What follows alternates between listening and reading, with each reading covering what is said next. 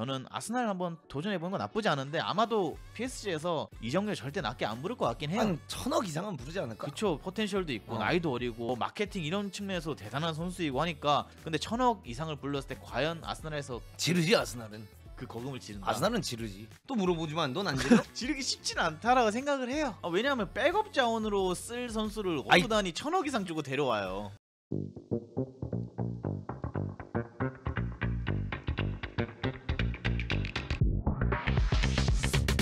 이강인 선수는 오늘 디엘슬레틱이라는 매체에서 어느 정도 공신력 있는 매체인가 영국에서? 디엘슬레틱이 엄청나지. 거기서 이제 아스날에서 관심을 보이고 있다. 요런 이제 뉴스가 나왔는데 어떻게 생각하시나요? 근데 관심 가질만 하지 않나? 근데 일단 사카 역할 해줄 수 있는 게 이강인이 사카 자리 들어가서 오른쪽 윙에서 그 역할 해줄 수 있지. 네. 웨데고르 부상일 때 사실 아스날 많이 흔들렸는데 웨데고르의 대체제를 아스날이 계속해서 찾았었어. 그 패트릭 비에이라인가 뭔가 그 약간 선수. 말라가지고 그 친구가 원래 약간 웨데고르를 어떻게 보면 대체자라는 것보단 백업용으로 데려왔었는데 완전 실패했고 그러니까 그 왼발잡이 공격형 미드필더에 좀 집착하는 모습을 아스날이 많이 보여주고 있거든. 10번 선수 외질 이후에 또 외질 이후에 웨데고르가 나왔지만 그 왼발잡이 그 매지션을 되게 찾아. 근데 사카가 지금 부상당한 상황에서 왼발잡이 오른쪽 윙어가 사실 없어 지금 아스날에. 그렇죠. 그리고 웨데고르가 부상을 당하거나 로테를 돌려야 될 때 그 자리를 웨데고르 같은 느낌을 내주면서 뜰 선수가 없어. 그러니까 사실 이강인을 데려오려는 의도는 정확하게 보이고 이 선수가 아스날에 왔을 때 보여줄 수 있는 활약이라든가 이런 퍼포먼스적인 부분을 따져봤을 때 아스날이 그리고 최근 몇 년 동안 영입하는 기조를 보면 한 23살, 24살 때 세계적인 선수가 될 수 있는 가능성이 높은 유망주들을 사실 주로 영입을 해서 쫙 이렇게 아예 그 한 세대를 만들려고 지금 하고 있는 프로젝트를 하고 있잖아. 그래서 뭐 예를 들어 하베르트 오고 살리바, 마르티넬리 이런 친구들 다 데려온 거잖아. 그래서 사실 이건 난 되게 긍정적인 영입 방향성이지 않을까. 그리고 이강인도 어쨌든 간에 PSG도 지금 2년차 됐고 우승 트로피 또 들어올렸고 이번 시즌 뭐 리강도 아마 우승 또 할 거고. 그럼 2년 동안 어쨌든 간에 우승 트로피를 뭐 5개에서 6개 정도를 들어올린다라고 하면 사실 PSG에서 이룰 수 있는 건 챔스 빼고 다 이룬 거잖아. 그럼 이강인 입장에서도 사실은 새로운 도전을 충분히 할 만한 게 PSG가 챔스를 이길 확률은 거의 없으니까.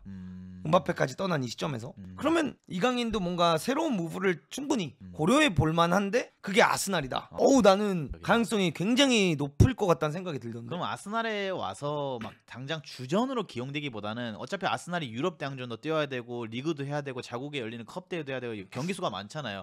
그럼 약간 백업 느낌으로 웨데고르가 빠진 자리 혹은 뭐 사카가 빠진 자리 이런 자리들을 메꾸면서 트로사르의 역할을 해줄 거다. 처음엔 어쩔 수 없지 않을까? 아스날이라는 빅클럽에 갔는데 사실 바로 막 당장 주전이다는 어려울 거고 가서 이렇게 계속 왔다 갔다 하면서 결국엔 주전 자리를 잡아야 되는 역할을 해야 되지 않을까? 솔직히 당장 뭐 가서 웨데고르를 밀어낼 거냐라고 했을 때 솔직히 힘들고 사카를 밀어낼 거냐라고 했을 때 솔직히 쉽지 않죠. 쉽지 않은 게 아니라 불가능이고 왜냐면 이 둘은 이 클럽의 아이콘이잖아. 근데 이 둘이 기량이 떨어진 게 아니기 때문에 이 둘을 밀어내기는 어렵고 그럼 결국 데클란 라이스를 만약에 하나 내려가지고 수비형이 뛰긴다라고 했을 때 그 옆자리 공미 자리를 한쪽 반대쪽 자리를 노려볼 만도 하겠지. 그러니까 근데 예를 들어 약간 PSG도 지금 겪고 있는 것처럼 이 프랑스산에 관한 약간 억가는 많이 없어지긴 하겠지. 사실 그 억가는 심했으니까. 그래서 이강인 선수가 만약에 뭐 이적을 하게 된다면 솔직히 저는 오히려 스텝업이라고 생각을 해요. 솔직히 PSG가 나쁜 구단은 아니지만 프랑스 리그에 또 소속되어 있는 클럽이기도 하고 그리고 유럽 대항전에서 크게 아직까지는 뭐 우승권에 들어간 팀이라고 보기 어렵죠. 왜냐하면은 PSG가 이제 그 새로운 디렉터가 오면서 영입 정책이 많이 바뀌었었잖아요. 이전에는 뭐 질라탄 이브라모비치, 네이마르 이런 스타 플레이어들을 거금을 들여서 영입을 했다라고 하면은 이제 최근에 들어온 디렉터가 새로운 프로젝트를 실행했을 때는 이강인과 같이 어리고 젊고 유망한 이런 선수들을 영입해서 우리 장기적인 프로젝트를 세우겠다 이렇게 됐기 때문에 당장 PSG의 멤버 퀄리티만 봤을 때는 유럽 대항전에서 좋은 성적 내기 쉽지 않다. 거기다가 음바페까지 나간 이 상황에서 저는 아스날 한번 도전해보는 건 나쁘지 않은데 아마도 PSG에서 이정료 절대 낮게 안 부를 것 같긴 해요. 한 1000억 이상은 부르지 않을까? 그쵸. 포텐셜도 있고 나이도 어리고 마케팅 이런 측면에서 대단한 선수이고 하니까 근데 1000억 이상을 불렀을 때 과연 아스날에서 지르지 아스날은. 그 거금을 지른다. 아스날은 지르지. 최근에 영입됐던 뭐 라이스 이런 선수들이 좀 거금으로 영입이 되기는 했었는데 라이스는 어쨌든 잉글랜드 국적의 선수인 거고 하베르츠도 꽤 큰 금액에 왔을 거고 무조건 지르지. 아스날은 이강인만 오케이 때리면 1000억 이상을 지른다. 지르지. 넌 안 질러? 또 물어보지만 넌 안 지르? 지르기 쉽지는 않다라고 생각을 해요. 왜냐하면 백업 자원으로 쓸 선수를 어느 구단이 1,000억 이상 주고 데려와요. 당장 1,000억이면은 여러분 데려와서 외대고르 자리에 그냥 외대고르를 밀어낼 수 있는 선수를 데려오는 게 1,000억이지. 아니지. 외대고를 어떻게 바로 밀어내? 그러니까 너가 미치지 않고서야 네가 아르테타인데. 그러니까 어느 구단이 네가 미치지 않고서야 1,000억을 백업 선수한테 투자를 하냐고요. 네가 미치지 않고서야. 아니 그러니까 생각해봐. 네가 미치지 않고서야 외대고르가 이렇게 잘하고 있는데 외대고를 밀어내는 선수를 사오냐? 아니면은 앞으로 장기적으로 봤을 때 외대고르랑 역할을 비슷하게 해주면서 결국 뭔가 이 선수가 폼이 안 좋을 때 외대고르만큼 해줄 수 있는 선수를 데리고 오냐? 근데 그 선수한테 1,000억 이상 투자하는 구단은 거의 없다라는 거죠. 대부분이 그렇게 요즘 쓰잖아 돈을. 안 써요. 그거 잘못된 인식이고 1,000억 이상에 되는 돈을 쓸 정도면은 이 선수를 데려와서 우리는 바로 쓰겠다. 이 정도 퀄리티는 돼야지 1,000억을 꺼내지.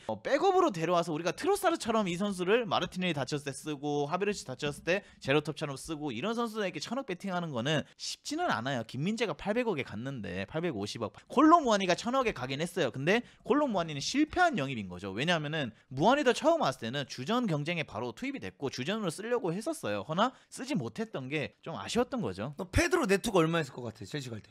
모르겠습니다. 980억이야. 가서 바로 뛰고 있잖아요.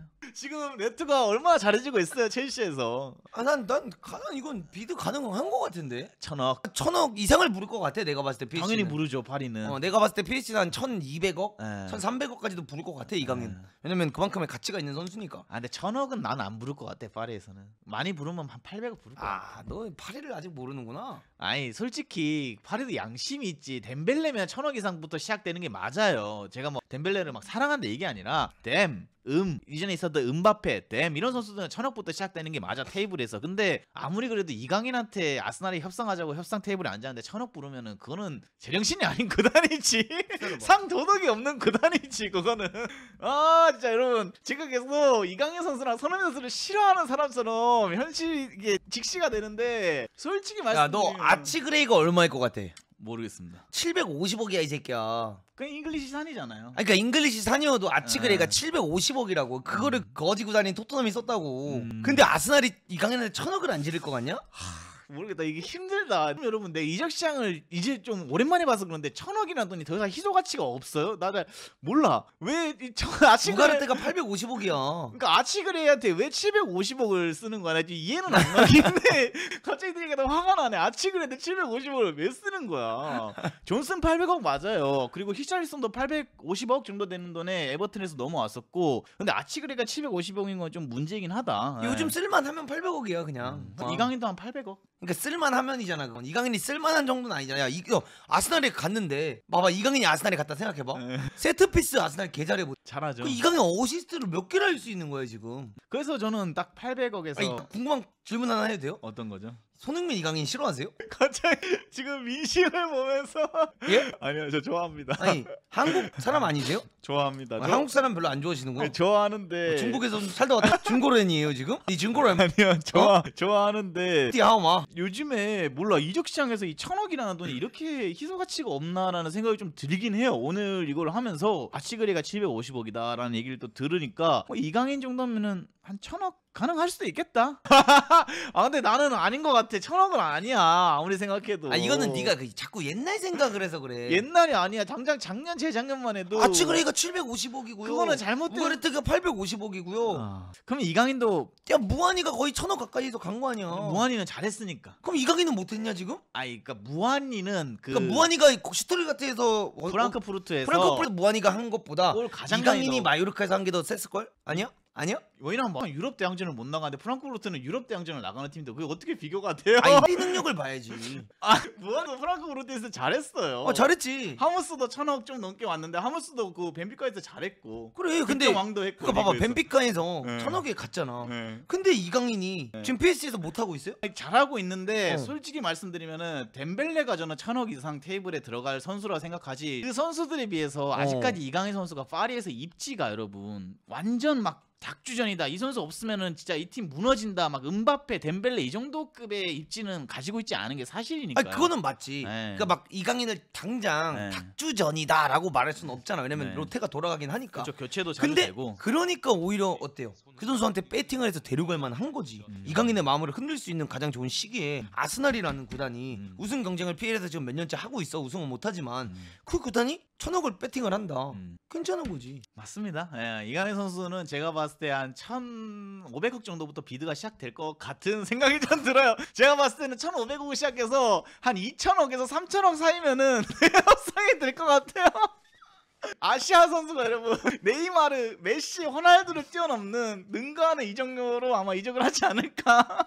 아니 근데 제가 이적 시장에 그 이전에 뭐 여름 이적 시장도 있었고 했는데 그렇게 관심을 갖고 이적 시장을 보지는 않았어요. 축구는 봤지만 유럽 축구들을. 그래서 제가 막 이렇게 그 인플레이션이나 이런 게 아직 환산이 잘 안 되는 것 같아. 이 돈 자체가. 아니 나도 당연히 1,000억이라고 네. 생각하면 되게 비싸게 생각을 하지. 네. 근데 그러니까 이게 선수가 지금 어떻게 뛰고 있냐와 이 선수의 가능성과 이 선수가 만들어내는 그런 기회 창출 능력이라든가 뭐 네. 수비수라면은 클린시트 능력이라든가 태클 뭐 많이 하는 능력 이런 걸 다 따지면서 이 선수의 가치가 나중에 얼마가 될 수 있을지를 보면서 배팅을 하는 거지. 대단한 선수예요. 예를 들어 지금 네가 나한테 뭐 두회를 1,000억에 네. 살 수 있냐? 네. 난 안 사지. 바르콜라를 1,000억에 주고 살 거냐면 바르콜라는 딱 650억 정도 선에 사지. 근데 이강인은 1,000억이냐라고 하면 마케팅이랑 이런 것까지 다 따져봤을 때 이강인이 파리 갔을 때 어땠어 스토어가? 대단했죠. 유니폼 제일 많이 팔았잖아. 인기 많았죠. 그러니까 1,000억 가치가 있는 거라니까. 거기다가 실력적으로 어디 가서 꿀려? 안 꼴리죠. 그래. 거기다 군면제도 있잖아 지금. 그러니까 이강인 같은 한국 선수들이 원래 살 때 가장 중요한 것 중 하나가 군대. 면제가 돼 있냐 안 돼 있냐에 따라서 그 이적 값어치가 되게 중요한데 군면제까지 돼 있잖아. 네, 그러니까 면제. 그렇게까지만 봐도 무조건 1,000억 가치가 되지. 근데 제 생각에는 파리는 1,000억 이상을 바라보고 있을 거고 아스날은 1,000억 이상을 바라보지 않는 상황인 게 확실할 것 같아요. 양 팀의 이해관계가 좀 다를 것 같은 게 파리는 분명히 1,000억 이하면 굳이 이강인을 자기들이 돈이 급한 상황이 아닌 이상은 파리는 돈이 급한 구단이 아니에요. 애초에 빵빵한 구단이에요. 그냥 굳이 우리는 이강인 팔 생각 없다. 앞으로 뭐 몇 년 더 쓸 수 있고. 그치 파리가 그렇게 나올 수도 있지. 미래가 창창한 선수인데 우리가 왜 팔아야 되냐. 마케팅도 잘 되고 엄청 좋은 선수다. 근데 아스날은 한 800억, 900억 선이면 7, 800억이면 우리가 비드할 만한데 너네가 1,000억 이하로 팔지 않겠다 하면 우리는 철수하겠다 할 가능성도 저는 매우 높다라고 생각을 합니다. 근데 생각해보자고. 북런던 더비가 열렸어. 네. 아스날 대 토트넘 열렸는데 야 거기서 EFL 준결승이야. 잠시만. EFL 결승전이야. 네. 야 이거 어떻게 하면 좋냐. 이거 중계 어떻게 해야 되냐. 누구 응원? 야 이거 누구 응원해야 돼. 그래도 우리가 흥민이 형이랑 실찬이 형이랑 경기를 하면 네. 토트넘 대 울버햄튼을 하면 네. 약간 전 국민이 다 약간 토트넘을 응원하잖아. 토트넘을 응원하는데 실찬이 형이 골 넣으면은 토트넘이 지고 있어도 그래도 그래도 기분은 실찬이 형이 좋은 약간 거죠. 요런 느낌인데 이게 만약에 아스날 대 네. 토트넘이야. 근데 이게 지금 둘 중 하나가 처음으로 잉글랜드에서 지금 트로피를 딸 수 있는 그 결승전이야. 근데 지금 현 상황 봤을 때는 울버햄튼이 토트넘 같은 포지션이고 아스날이 거의 맨시티 같은 포지션이라서 그거는 크게 걱정 안 해도 될 것 같아요. 애초에 토트넘은 현재 지금 시점을 봤을 때 이번 시즌 봤을 때는 아스날한테 대항할 만한 수준도 아니고 짬도 아니에요. 그건 그렇지. 토트넘이 여러분 EFL 결승에서 아스날을 만날 확률도 매우 적고요. 그냥 리그에서 만나게 된다고 하면은 손흥민 선수가 골 넣고 아스날이 이기는 이런 그림이 저는 맞다라고 생각을 해요. 현재는 이번 시즌만 봤을 때는 토트넘이 어디 가서 명함 내밀 사이즈도 아니고 망해가는 구단이기 때문에 토트넘. 이번 시즌만 봤을 때 아스날한테 어떻게 토트넘이 명함을 내밀어. 무슨 북런던 연고만 북런던이지 더 이상 그 북런던 더비라는 게 여러분 가면 갈수록 많이 무의미해지고 있잖아요. 방금 이 주장은 문도구 채널의 주장이 아닌 김 코치의 주장이라는 거. 이거 약간 이런 거야. 나는 네. 경쟁자라 생각 안 하는데 자꾸 옆에서 자기는 같은 연고지에 있는 경쟁자래. 그러니까 듣기가 상당히 까다로운 거야. 짜증 나는 거야. 경쟁자지 북런던 더비라고. 그러니까 경쟁자인 건 맞아. 같은 우리가 연고를 하는 구단은 맞는데 난 애초에 너를 내 같은 상대로 보지 않아. 이거예요 지금 아스날은. 근데 토트넘은 그 끈을 놓지 않기 위해서 우리는 계속 북런던에 그 연고를 하는 우리는 경쟁자 이걸 자꾸 하는 거예요. 그러니까 아스날 특히 짜증나는 거예요. 난 네 친구 아닌데 왜 자꾸 어디 가서 네가 내 친구 하냐. 자꾸 나 팔지 마라. 어디 술 마시는데 자꾸 누구누구 안다 하는 거예요. 나가가지고 난 너 몰라 이거야 지금 아스날은. 네. 맞긴 해. 급이 다른 구단인데 여러분. 자꾸 어디 가서 나 누구누구 안다 자랑하는 거랑 똑같은 거예요. 김 코치 군호였음? 아니 저는 아스날 팬도 아니고 토트넘 팬도 아니에요. 뭐 그렇게 좋아하는 구단은 없어요. 그냥 축구 잘하면 좋아하는데 솔직히 이제 3자 입장으로 봤을 때는 토트넘이 지금 이번 시즌 아스날이랑 같은 급은 아니지. 막 경비를. 근데 옛날부터 급이 같지는 않았지. 아니 한때 이용표 선수가 있을 때도 챔스를 나가면 정말 잘하는 구단이야. 그렇죠. 그때도 그랬는데 한때 이제 많은 분들이 기억하는 게 이제 포체티노 시절 이후에 이렇게 우리가 많이 관심을 가지니까 그때는 할만했어. 해리케인 있고 손흥민 있고 막 덴벨레 있고 와냐마 있고 이 시절에는 아스날을 만나면 PT였죠. 근데 지금은 좀 많이 수준 차이가 나고 있다. 왜냐면 그때는 아스날도 막 내려가는 상황이었고 아르테타도 없었고 에메리 이런 감독이 하고 있을 때였으니까. 이강인이 지금 당장 1,000억 가치는 아닐지라도 지금 나이와 재능 팀에서 앞으로 활약할 수 있다는 미래를 생각했을 때 파리에 1,000억 부를 만하죠. 파리는 1,000억을 부를 거예요. 제 생각에도. 파리는 내가 봤을 때 오히려 안 팔려고 들 수도 있어. 이게 그러니까 살 거면 사봐라. 1,000억 부를게. 근데 1,000억, 만약에 1,200억 우리 어차피 팔 생각 없는데 한번 던져보는 거지. 이적 시장이니까. 근데 갑자기 옳다고 나고 이 미끼를 낚으면은 파리도 생각을 해보겠죠. 우리가 이걸 파는 게 맞는지 아닌지에 대해서. 근데 제가 봤을 때는 아스날은 700~800억을 생각할 거고 파리는 1,000억 이상 비드할 것 같다. 이런 생각이 좀 듭니다. 저는. 저 토트넘 싫어하지 않아요. 토트넘 좋아요. 좋은데 이제 토트넘이 어쨌든 이번 시즌은 많이 힘들어하고 또 토트넘이 지난 몇 년 동안 잘했다. 빅클럽은 아니었다는 걸 다시 한번 좀 여러분들에게 말씀드리고 싶은 거예요. 근데 지금 그래서 모르겠어요. 이강인이 어차피 앞으로 나는 사실 좋은 타이밍인 것 같긴 해. 이적할 수 지금 이 이적설이 떴다는 것 자체가 디알렉틱에서 떴다는 것도 그렇고 이게 시즌이 이제 끝나기 딱 1월쯤에 이렇게 뜨기 시작해서 6월 7월쯤에 약간 이적하는 성사? 맞죠. 난 이거 일어날 것 같긴 해. 22살의 이강인. 그러니까 지금 딱 이적하기 나는 스텝업 나는 적기라고 생각을 하는 게 만약에 PSG에서 닥치고 진짜 매 경기 무조건 풀타임 뛰고 진짜 힘들 때만 교체아웃 되는 느낌이라면 나는 이강인이 솔직히 계약 기간이 만료될 때까지는 PSG에 있었으면 좋겠다는 생각을 하는데 솔직히 좀 너무 플레잉 타임이 적어. 그렇죠. 그리고 이강인이 정말 좋은 활약을 보여주는 거에도 불구하고 기용을 그만큼 못 당하고 있는 것도 맞아. 근데 뭐 어느 부분에 있어서는 이해가 안 되진 않지만 그래도 아쉬운 부분들이 있어. 근데 이것도 이강인 스스로도 생각을 할 거야.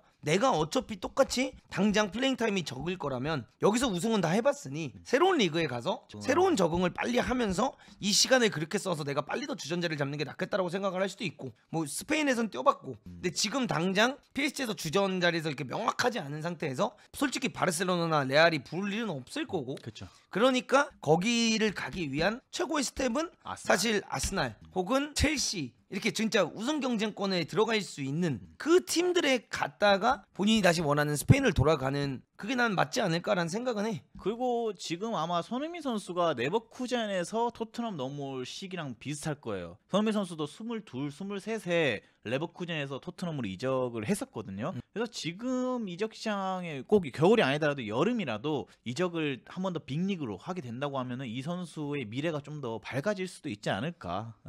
덴벨레랑 출전 시간이 비슷함이라고 하는데 그거는 근데 덴벨레가 이번 시즌에 막 감독한테 계기기도 했고 그리고 그러니까 우리가 말하는 건 이런 거잖아요. 물론 그 팀 자체가 로테를 굉장히 많이 돌리는데 그러니까 막 이강인 선수가 잘 뛰고 있는 경기에서도 막 65분에 나가고 막 이런 게 되게 많잖아요. 근데 그 선수가 스트레스 안 받을 수가 없거든. 선수가 90분을 계속 뛰어봐야 90분을 잘 뛰는 체력이 생기고 90분을 계속 뛰어봐야 사실 공격 포인트라든가 감이라든가 이런 게 더 올라오는데 맨날 65분이나 70분 되면은 내가 빠질 수밖에 없다라는 그 짜증남을 가지고 축구를 하고 있단 말이야 지금. 근데 그게 결국 선수를 조급하게 만들고 그게 경기를 하는 도중에 이 선수가 이거 급하게 크로스 안 올려도 되는 거 급하게 올리게 되고 뭐라도 보여줘야 뭐 하나라도 더 보여줄 수밖에 없는 환경이 조성이 되거든. 그렇기 때문에 나는 솔직히 내가 이강인 입장이면 솔직히 씨발 보여주고 있고 다 보여주고 있는데 왜 이렇게 나한테 플레잉 타임을 적게 주는 거야 라고 나는 충분히 항의할 만한 퍼포먼스는 보여주고 있다고 생각하거든 감독한테. 가장 아쉬운 거는 이강인 선수가 지금 어떻게 보면 성장하는데 제일 중요한 시기이기도 한데 미드필더로 저는 좀 기용되기를 원하는데 공격형 미드필더. 근데 계속해서 파리에서는 윙어로 기용이 되고 있다 보니까 그 부분도 좀 많이 아쉽긴 해요. 이강인이 제일 잘하는 자리가 10번 자리이기도 하거든요. 근데 그거는 이강인이 내가 느낀 거는 뭔가 최근에 본인이 오른쪽 윙 뛰는 걸 더 선호하는 것 같아 보여. 그러긴 한데 그러니까 공미 뛰는 것도 그러니까 상관은 없는데 본인이 오른쪽 윙에서 뛰면은 이 공을 절대 안 뺏긴다는 확신이 생겼어 어느 순간부터. 편안하니까. 그러니까 오른쪽 윙에서 딱 반대발로 이렇게 잡아놓고 자기가 딱 이렇게 쳤을 때 이 공을 이렇게도 넘길 수 있고 우리가 흔히 말하는 그 반대발 잡이 윙어의 그 갖춰야 되는 덕을 다 갖추고 있잖아 이강인이. 그렇죠. 그걸 이제 속도 빼곤 다 갖췄잖아. 그러니까 자기도 공미 자리보단 사실 오른쪽 윙을 좀 더 편해하는 것 같아 요즘. 뭐 이건 어디까지나 내 추측이지만. 그걸 이제 클린스만 감독이 한국 국대에서 이강인의 포지션을 좀 만들어 준 거고. 만영이 만들어 준 건가? 그렇죠. 마요르카 시절 때도 오른쪽 윙에 뛰는 경우는 많이 없었어요. 왼쪽에서 뛰었지 그때. 왼쪽에서 뛰고 뭐 미드필더에 뛰고 이랬는데 결국 클린스만 감독이 이강인의 그 포지션을 찾아준 거고. 은사님이네. 아니 클린스만이 잘한 거는 그거예요. 그때 당시 클린스만 축구를 보면은 이강인 선수를 사이드에 배치해놓고 이강인이 플레이메이킹 역할을 더 오히려 쉽게 할 수 있도록 압박감이 덜한 위치로 보내긴 했었어요. 윙어로. 그걸 이제 클린스만이 이강인 선수를 어떻게 보면 만들어낸 거죠. 그러니까 클버지가 못하지만은 않았다. 이강인 선수의 요구도 적극적으로 수용해줬고 그 어린 선수의 그리고 뭐 틀린 말은 아니네. 네, 클버지가 그리고 그거를 클버지. 클버지까지는 아니고 클린스만 그걸 보면서 그 엘리케가 영입할 때 아마 그 경기 아시안컵 무대에서 이강인의 활약을 봤을 겁니다. 그러면은 이강인을 내가 데려와서 오른쪽 윙어도 쓸 수 있구나라는 걸 느끼지 않았을까. 네. 그래서 클린스만은 어떻게 보면 이강인 선수에게는 참 좋은 스승일 수도 있는 거죠.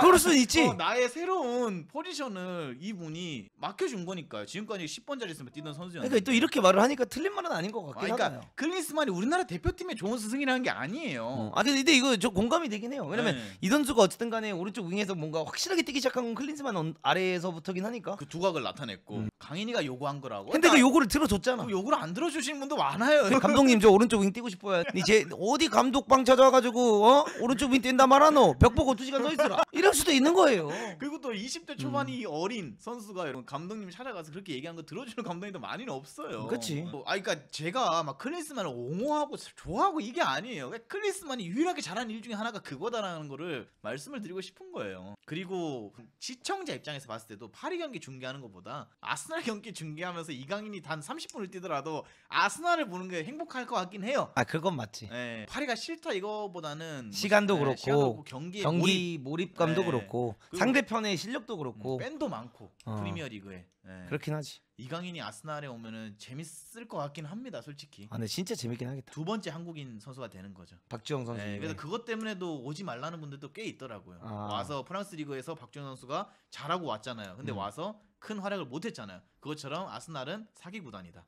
근데 그때 박주영 좀 억까가 심했어. 그러니까 나도 솔직히 나중에 박주영 선수가 개인 유튜브 채널을 만들던 지금 은퇴했잖아요. 이제 이번 시즌 끝으로 언젠가는 누군가의 채널에 나와서 그 시절에 있었던 그 일들을 화끈하게 좀 얘기해주는 날이 왔으면 좋겠어요. 진짜 그 조회수 1000만이다. 네, 그리고 진짜 많이 보겠다 사람들. 그때는 막 유튜브란 매체도 없고 이러다 보니까 우리는 기사로만 그 선수의 소식을 접할 수 있었잖아요. 그러니까 억까 기사도 많았고 이 선수가 하지 않았던 거에 대해서도 이상한 오보도 많았어요. 그래서 언젠가는 박주영 선수가 그때 그 시절을 좀 허심탄회. 근데 예전에 슈퍼로브라는 채널에 나와서 얘기를 한 적은 있어요. 그림 재밌긴 하겠다. 북런던 더비. 손흥민 vs 이강인. 그건 재밌어요. 진짜 난리 나긴 나는 하겠다. 걱정되는 게 우리는 그 경기를 경기 스포츠로 바라봐줘야 되는데 또 싸움이 날 것 같은 생각도 들어요. 어떤 싸움이요? 그러니까 팬이 나눠져 있다라고 볼 수도 있잖아요. 그러다 보니까 그 팬들끼리 또 나쁜 팬들끼리 또 싸울 것 같아요. 괜히 또 이강인 선수 팀 그다음에 손흥민 선수 팀 이렇게 해가지고 그 안에서 자기들만의 매치가 먼저 열릴 것 같아.